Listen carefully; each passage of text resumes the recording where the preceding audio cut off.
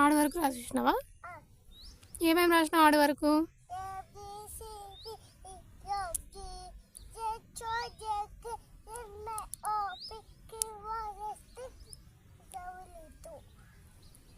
XYZ చెప్పు.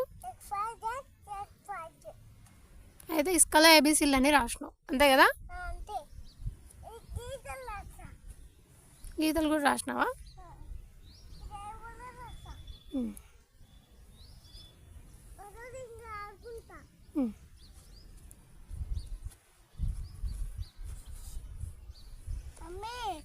ఇది తుడిపేసాక వేస్తా. చెప్పు.